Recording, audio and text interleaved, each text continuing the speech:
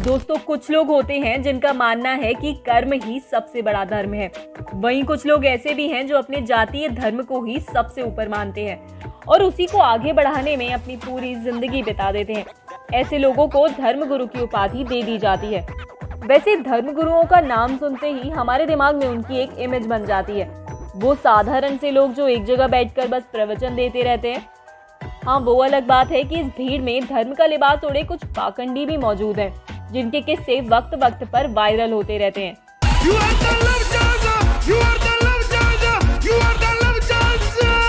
दोस्तों, भले ही आपने दुनिया भर के एक से बढ़कर एक धर्मगुरु देखे होंगे, लेकिन आज हम आपको जिस धर्मगुरु का किस्सा सुनाने जा रहे हैं, उनके बारे में सुनकर जरूर आपको अपने कानों पर यकीन नहीं होगा। नमस्कार दोस्तों, स्वागत है आपका दी फैक्टलैंड पर एक बार फिर से। तो दोस्तों, इनसे मिलिए। इनका नाम है अदनान ओक्तार और इन्हें तुर्की के एक टीवी चैनल पर धार्मिक प्रवचन देने के लिए जाना जाता है। आपको बता दें कि तुर्की में अदनान का काफी बोलबाला है। हालांकि उनके बारे में लोगों की बहुत अलग अलग राय है। कुछ लोग उन्हें खतरनाक और कट्टर मानते हैं, तो कुछ इन्फ्लुएंशियल थिंकर। अपने कंट्रोवर्शियल स्टेटमेंट्स की वजह से भी वो अक्सर सुर्खियों में बने रहते हैं। वैसे कट्टर विचारक, रिलीजियस कल्ट लीडर और इस्लामिक क्रिएशनिस्ट होने के अलावा ये अपनी शानो शौकत और ऐशो आराम वाली जिंदगी के लिए भी जाने जाते हैं। इनकी लग्जरी लाइफ के चर्चे तो इतने मशहूर हैं कि बहुत से लोग इनके जैसी जिंदगी पाने की तमन्ना करते हैं। अदनान इस्तांबुल के एक शानदार विला में रहते थे, जहां उन्हें अक्सर लड़कियों से घिरा पाया जाता था। कहा जाता है कि उनकी एक रात 6 लड़कियों के साथ गुजरती थी और वो हर रात करीब 2 करोड़ रुपए लड़कियों के साथ बिताने में ही खर्च कर देते थे। साल 2011 में ओक्तार ने अपना एक टीवी चैनल भी लॉन्च किया था, जिसका नाम था A9 टीवी। इस चैनल के जरिए वो अपनी विचारधारा को लोगों तक पहुंचाया करते थे। टीवी पर अपने प्रवचनों के दौरान वो अक्सर हैवी मेकअप की हुई लड़कियों से घिरे रहते थे, जिन्हें वो किटन कहा करते थे। अपनी बियर्डनेस और इन किटन्स की वजह से उनका ये टीवी चैनल अक्सर सुर्खियों में बना रहता था। मीडिया रिपोर्ट्स की माने तो इन लड़कियों का कुछ इस तरह से ब्रेन वॉश किया जाता था कि वो खुद को ओक्तार का स्लेव मानने लगती थी।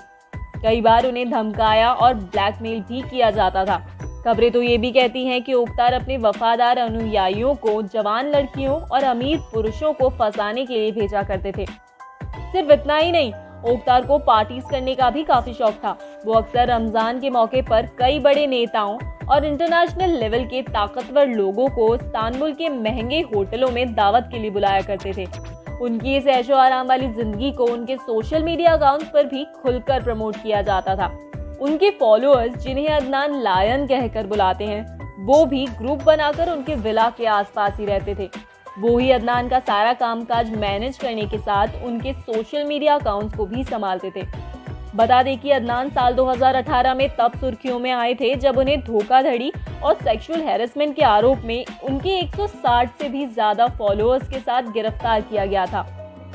साथ ही उन पर यहूदियों के खिलाफ नफरत फैलाने के भी आरोप लग चुके हैं। अपने ऊपर लगे आरोपों को लेकर अदनान का कहना था कि दुनिया भर में उनके खिलाफ साजिश चल रही है और इस साजिश के पीछे ब्रिटेन की खुफिया एजेंसियों का हाथ है। खबरों की माने तो अदनान को पकड़ने और उनकी संपत्ति की जांच के लिए तुर्की के 5 राज्यों में एक बड़ा पुलिस ऑपरेशन चलाया गया था। वैसे पहली बार नहीं है जब अदनान को पकड़ा गया था। इससे पहले भी वो कई बार जेल जा चुके हैं। सबसे पहले उन्हें साल 1999 में लोगों को डराने धमकाने और एक आपराधिक संगठन बनाने के आरोप में गिरफ्तार किया गया था, लेकिन कुछ समय बाद उन्हें रिहाई भी मिल गई थी। अदनान के बारे में एक और खास बात यह है कि साल 1986 में वो 10 महीनों के लिए मेंटल हॉस्पिटल में भी भर्ती रहे थे। हालांकि जब ओक्तार से इस बारे में पूछा गया तो उनका कहना था कि वो कभी भी मेंटली इल नहीं थे, बल्कि उन्हें उनकी किताबों के पब्लिकेशंस की वजह से एक पॉलिटिकल प्रिजनर बनाकर वहां रखा गया था। वैसे एक आम जिंदगी से इस लग्जरी तक पहुंचने का अदनान का सफर भी काफी इंटरेस्टिंग था। 2 फरवरी 1956 को टर्की में जन्मे अदनान ने अपनी स्कूलिंग के दौरान इस्लाम की तालीम हासिल की थी। साथ ही उन्होंने सैयद नरसी जैसे कुछ मुस्लिम कर्दिश स्कॉलर्स को भी पढ़ा, जो कि अपनी एक्सटेंसिव पॉलिटिकल और रिलीजियस आइडियोलॉजी के लिए जाने जाते थे। 1979 में ओक्तार इस्तांबुल आ गए और वहां पर मीमार सिनान यूनिवर्सिटी में एडमिशन लिया। उस दौरान इस्तांबुल का माहौल वायलेंस और रिप्रेशन से भरा था। जहां कैमलिस्ट सेक्युलर और इस्लामिक उग्रवादियों के टकराव की वजह से पॉलिटिकल और कल्चरल इंस्टेबिलिटी अपने चरम पर थी।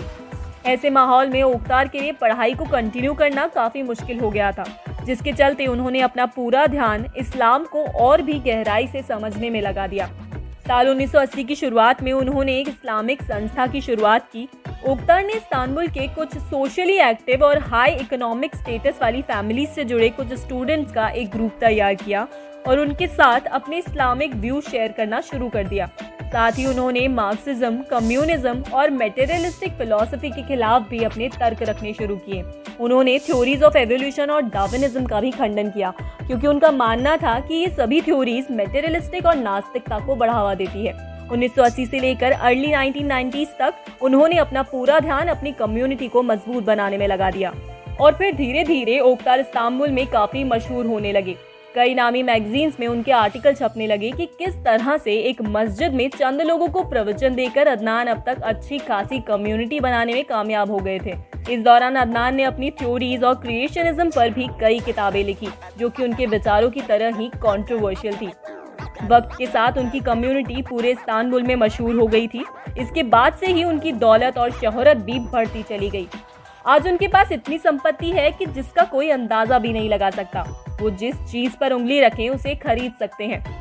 हालांकि फिर भी उनकी आमदनी का असली जरिया ढूंढ पाना हर किसी के लिए एक मिस्ट्री बना हुआ था। और फिर साल 2011 में अपने टीवी चैनल की शुरुआत के साथ ही वो पूरी दुनिया की नजरों में तो आए ही, साथ ही एक के बाद एक कई कंट्रोवर्सी से भी घिरते चले गए। उनके स्टूडियो में किसी भी बाहरी इंसान की एंट्री नहीं हो सकती थी। उनकी लाइफस्टाइल के बारे में हर कोई लिख तो रहा था, लेकिन उनके प्रीमाइसेस में कैमरा ले जाकर शूट करने की परमिशन किसी को नहीं थी। सभी लोग सिर्फ वही देख रहे थे जो अदनान और उनके फॉलोअर्स उन्हें दिखाना चाहते थे। उनके खिलाफ लिखने वाले न जाने कितने ही लोगों पर डिफेमेशन का केस किया जा चुका था।